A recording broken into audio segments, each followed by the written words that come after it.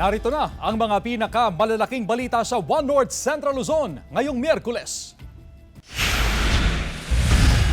10 katao kabilang ang 9 na menor de edad nasagip matapos umanong pagtrabahuhin sa isang compound. 2 Tsino arestado.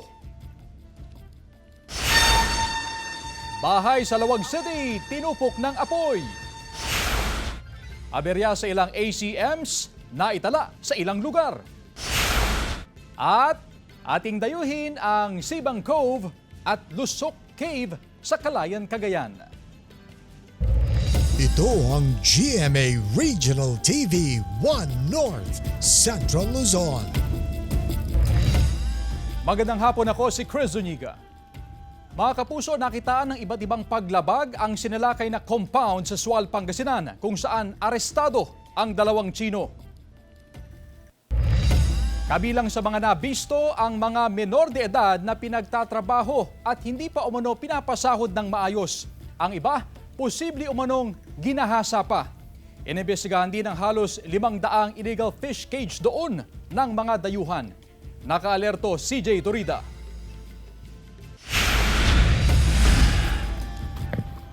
Bit-bit ang search warrant, pinasok ng NBI Cybercrime Division at Special Task Force ang compound na ito sa Sual, Pangasinan. Mabilis na pinuntahan ng mga ahente ang mga target area sa compound.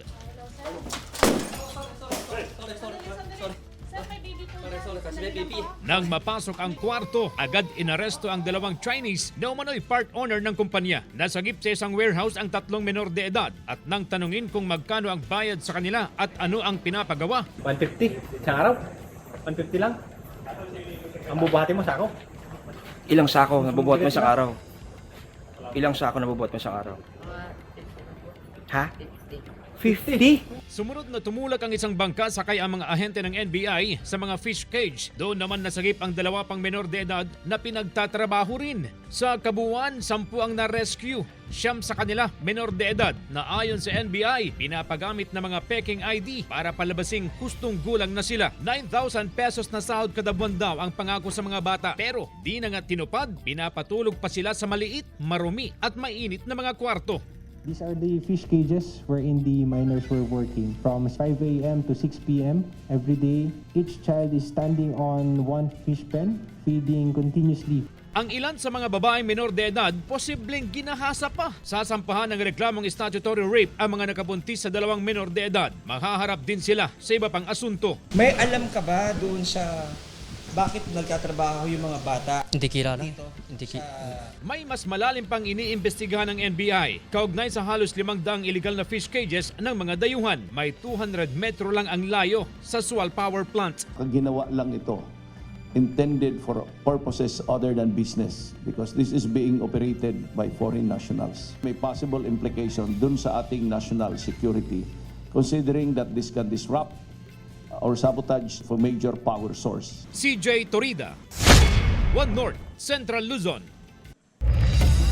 Nasunog ang voting center sa Dangdangla, Bangged Abra pasado alas 3 ng madaling araw kanina.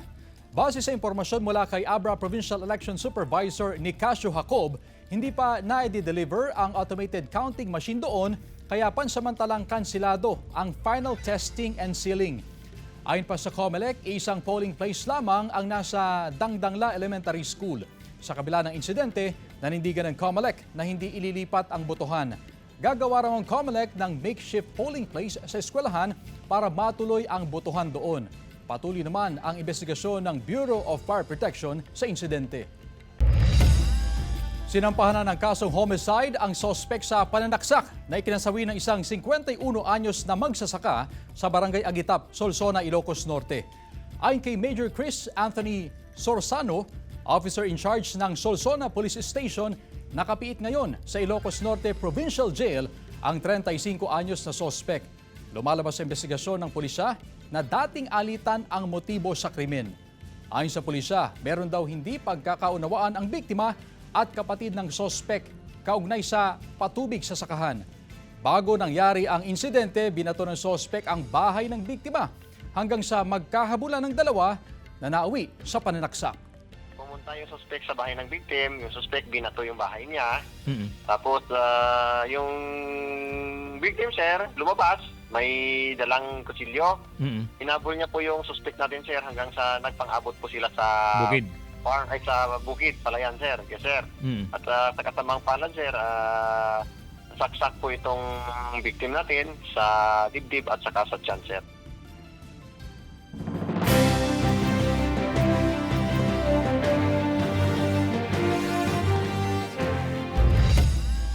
Limang araw na lamang bago ang eleksyon 2025. Final testing and sealing sa mga nagkaaberyang ACM kahapon, ipinagpatuloy ngayong araw sa Mangaldan, Pangasinan.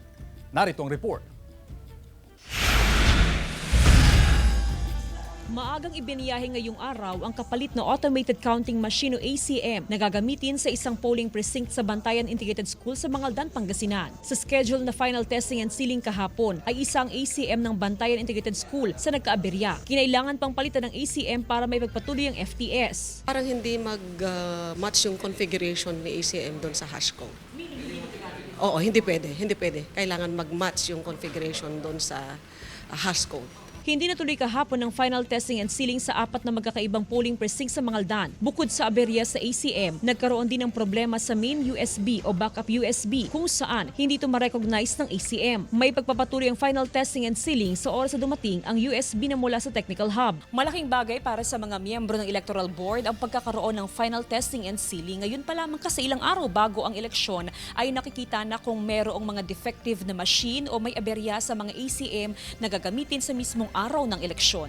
Po, yan ang purpose ng final testing and sealing para matesting na namin at ready na for election day. Mahigpit ang monitoring ng otoridad sa 84 na voting centers sa bayan. Sa datos ng COMELEC Mangaldan, nasa kabuang 69,571 ang bilang ng mga botante sa bayan. Kasama si Henry Duminsil, Jasmine Gabriel Galban, One North Central Luzon.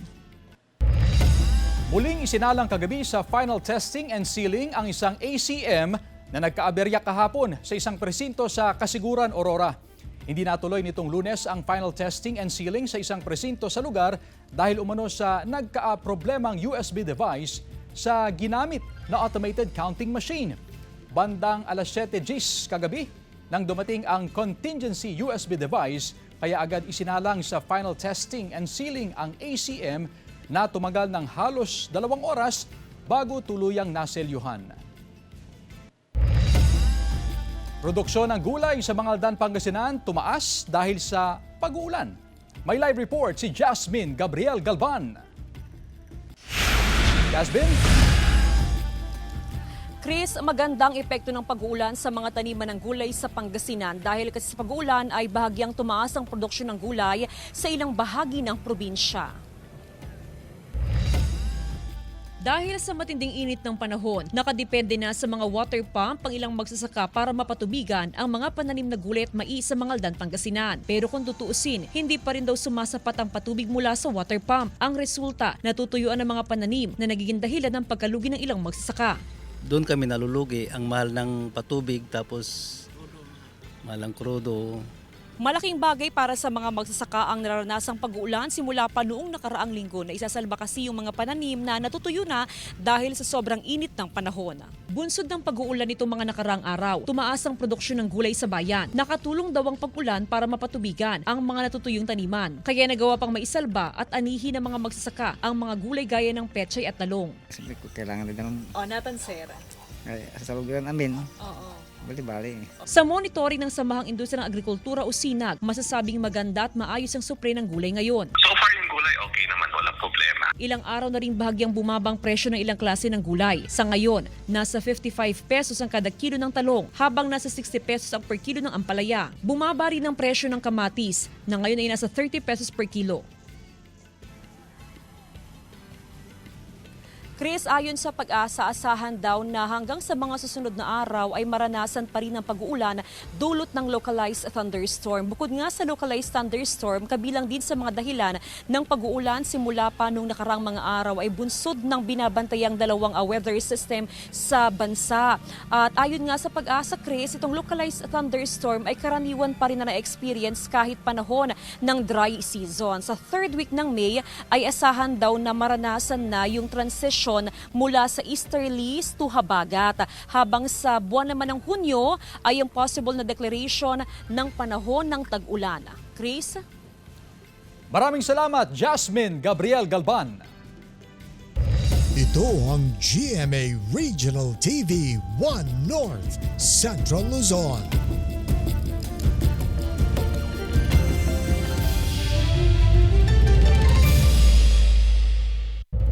Ito ang GMA Regional TV 1 North Central Luzon.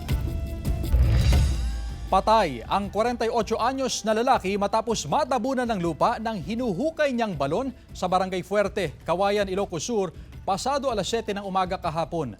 Base sa investigasyon ng pulisya, bigla umunong gumuho ang lupa sa bukana ng hinuhukay na balon na may lalim na 7 talampakan.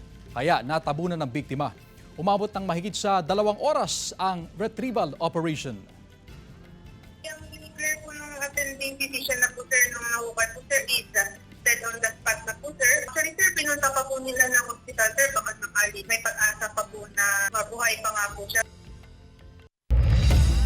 Aksidenteng bumagsak ang isang LED wall na gamit sa isang konsyerto na bahagi ng Balamban Festival sa City of Santiago sa Isabela gabi noong Lunes. May mga nasugatan sa insidente na agad namang tinugunan ng mga otoridad. Walang eksaktong datos ang pulis kung ilan ang nasaktan sa insidente. Kabilang sa mga rumesponde ang medical team at security task group ng Santiago Police Office. Bukod sa malakas na hangin o dahil daw sa malakas na hangin, kaya bumagsak ang LED wall. Mga balotang gagamitin sa eleksyon sa Calasiao, Pangasinan, sinuri ng COMELEC kung tugma sa pangalan ng mga kandidato. Sundan sa report. Binuksan ng Bagya ang ibabaw ng 88 kahon na naglalaman ng mga official ballot na gagamitin sa eleksyon sa Calasiao, Pangasinan. Isinagawa ito sa loob mismo ng munisipyo kaninang umaga. Kasama ang mga pulis, PPCRV volunteers, municipal treasurer, DepEd at mismong election officer upang suriin kung tugma ang nilalaman ng mga ito na naaayon para sa mga clustered precincts. Kami po ay nagbe-verify and inspection ng ating mga official ballots para siguraduhin po na yung laman ng mga kahon na yan ay natutugma sa ating mga clustered precincts. Matapos makumpirma na tama ang mga balota, sinelyuhan muli at inilagay sa loob mismo ng opisina ng municipal treasurer. 24 hours po na mayroon kaming CCTV dito. Nakakuan po yan. At saka pag si COMELEC po nag-request kay Kwan, meron pong bibigay dito na i-deploy na 2 PNP personnel to anong tawag dito, mag-stay for para ma-secure lang po natin yung mga ballots, official ballots po natin. Payo ng COMELEC na mainam na alamin ng mga botante kung saang voting precinct sila boboto. Mayroon ding precinct finder app sa website ng COMELEC. Ang Calasiao ay mayroong 27 voting centers at 88 clustered precincts. Makakasa po ang ating mga kababayan na magkakaroon tayo ng malinis at mapayapang eleksyon sa May 12, 2025. Kasama si Ron Taniedo, CJ Torida, One North, Central Luzon.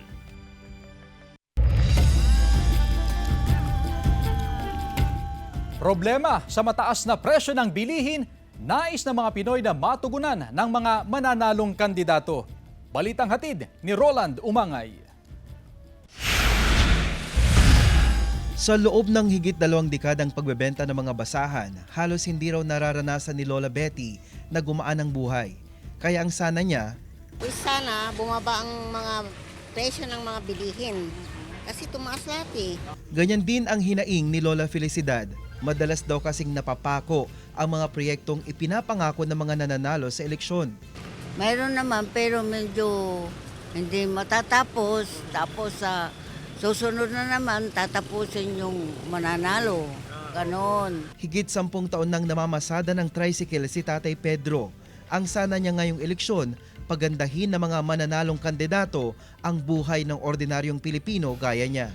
Siguro ang number 1, ekonomiya po. Para medyo magumanggaan naman ang buhay natin. Bagamat malimit ang paalala sa tamang pagpili ng iboboto, hindi pa rin umano nananalo ang mga karapat-dapat.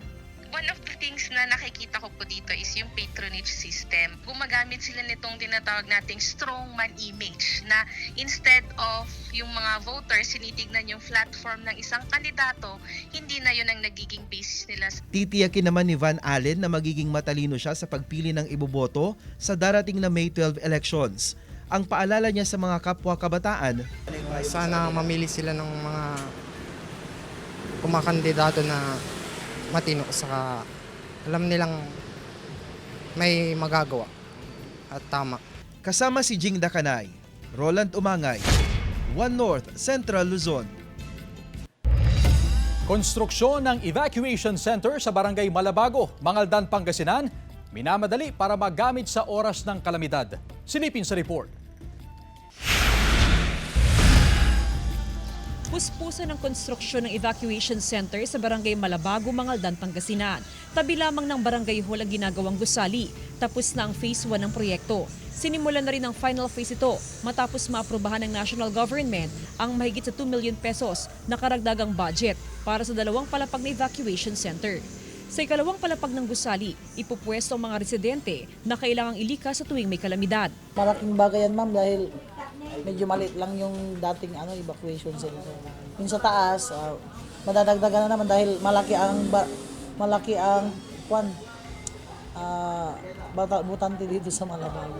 Malaking tulong para sa mga residente ang pagkakaroon ng maayos na evacuation center, lalo na sa mga residenteng nakatira sa mga tabing ilog na karaniwang binabaha kapag umaapaw ang tubig sa ilog. Lalo na pagtagulan po, may nagagawang baha-baha, may pwedeng paglipatan. Sa ngayon, nasa 70% nang tapos ang konstruksyon ng evacuation center. Target itong matapos bago magsimulang panahon ng tag-ulan. Kasama si Henry Dominsil, Jasmine Gabriel Galban, One North, Central Luzon.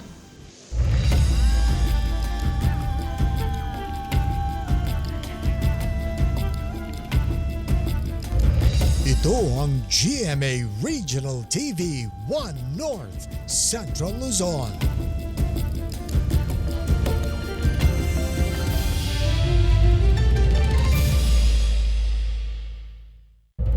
Ito ang GMA Regional TV 1 North, Central Luzon. Nasunog ang isang bahay sa Lawag City, Ilocos Norte, pasado alas 9 kagabi. Ayon sa nangungupahan sa bahay, nasa kusina sila nang biglang magliyab sa kanilang kwarto. Mabilis umanong kumalat ang apoy dahil gawa sa light materials ang bahay. Agad naman daw silang nakalabas pero walang naisalbang mga gamit.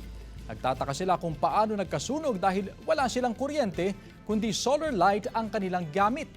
Agad namang rumesponde ang BFP at naapula ang sunog. Inaalam pa ang sanhi ng sunog at ang halaga ng pinsala. Arestado ang isang high-value target drug personality sa buy-bust operation ng PIDEA at PNP sa Barangay Salbang, Paway, Ilocos Norte, pasado alas 4 ng hapon kahapon. Kinilalang sospek na si alias Marlon, residente sa bayan ng Pinili ng parehong lalawigan. Nakumpiska sa operasyon ang mahigit sa 50 gramo ng shabu na nagkakahalaga ng mahigit sa 346,000 pesos. Naharap sa kaukulang kaso ang sospek na wala pang pahayag.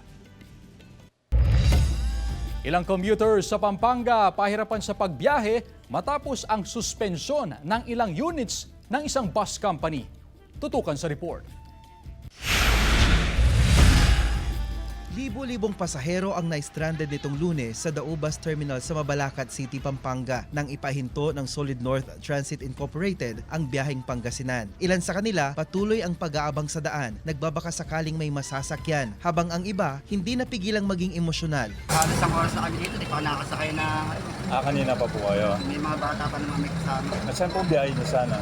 Kubaw lang po, Marikina. Ayon sa pamunuan ng terminal, tinatayang nasa 50,000 pasahero ang naapektuhan. Nagdubli kami ng personnel para doon sa first aid at saka yung nagpamudmud kami ng tubig para makais doon sa tension. Meron yung mga umiiyak na hindi nakapasok sa trabaho. Meron silang hinahabol na appointment sa Manila. Hindi nila nahabol. Matatanda ang sinuspende ang biyahe ng ilang Solid North Transit Incorporated matapos ang trahedya sa SC Tex kung saan 10 ang nasawi at higit 30 ang sugatan. Aabot sa higit 300 bus ang apektado. Karamihan bumibiyahe mula daon terminal. Panawagan ng mga pasahero, masolusyonan ang kakulangan sa biyahe. May dumating na mga officials from LTO at saka LTFRB coming from Central Office. Nakita nila yung sitwasyon. Kung i-compare natin maging sitwasyon nitong Friday na to, papunta na sa election, yun ang mabigat. Sa official statement ng Solid North Transit Incorporated, pinaabot nila ang pakikidalamhati sa mga apektado ng insidente. Sisikapin raw nilang magbigay ng maayos na serbisyo sa mga pasahero at tinatanggap nila ang pananagutan sa nangyaring aksidente.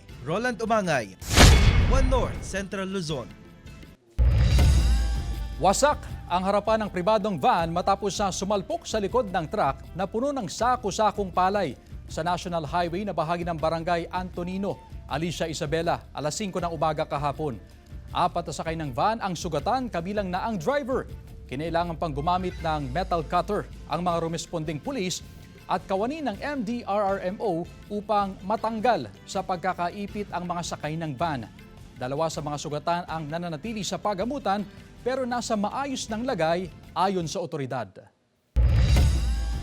Mga kapuso, nag-umpisa na ang Proof of Purchase promo ng GMA. Ang Kapuso Big Time Panalo Season 3. Kasama ang mga bagong maghahatid ng big time papremyo na sina Kuya Kim at Mikey Quintos. Mamimili o sari-sari store owners, pwedeng magpadala ng entries at may chance na manalo ng maagang pamasko. Over 11 million pesos ang ipamimigay, kabilang na ang 7 1 million pesos para sa lucky mamimili at sari-sari store owners sa Grand Draw. Ang official sending of entries ay nagsimula noong May 3 at magtatagal hanggang July 11, 2025. Pwedeng maghulog ng entries sa mahigit 1,000 participating Mercury Drug, Pure Gold branches, GMA Regional TV and radio stations nationwide. Mag-ingat po sa fake news, fake Facebook accounts o scam text. Tutok lang sa GMA o i-follow ang GMA Promos Facebook and TikTok pages o bumisita sa microsite ng GMA Promos para sa complete mechanics at announcements.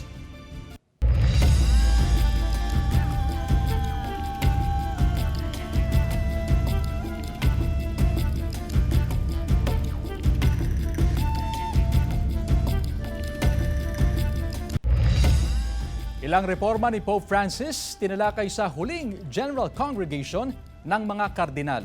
Silipin sa report. Magsisimula ngayong araw ang isasagawang conclave kung saan pagbubutuhan ng nasa 133 kardinal ang susunod na Santo Papa. Sa unang araw ng conclave, 1 beses lang boboto ang mga kardinal. Inaasahang maglalabas ng usok ang chimney mula sa Sistine Chapel. Itim ang lalabas kung wala pang napiling Santo Papa, puti naman kung meron na. Sa Dagupan City, excited na ang ilang Katoliko para sa susunod na Santo Papa. Siguro for me, mas magandang next Pope yung may charism ni John Paul II, may intellect ni Benedict XVI, tapos yung humility and simplicity of Pope Francis. Siyempre, gustong-gusto ko. Pilipino. Bakit? Madali na, siguro madali nating ma-approach, madali nating lapitan, ganun lang. Si Tatay Boy, isang katikista, tiwalang magiging karapat-dapat ang susunod na Santo Papa. At ako'y nananalig sa kanilang pananampalataya pagkat sila ay tunay at lubos na naglilingkod sa Diyos.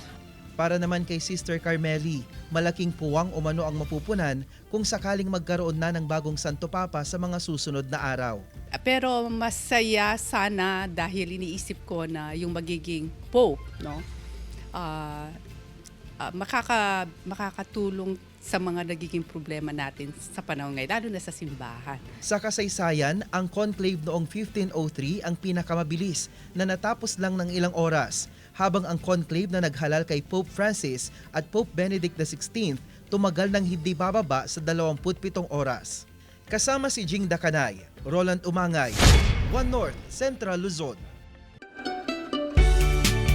Atin namang dayuhin ang White Sand Beach sa Sibang Cove at magtampisaw sa Lusok Cave sa Calayan, Cagayan. Tunghayan sa report.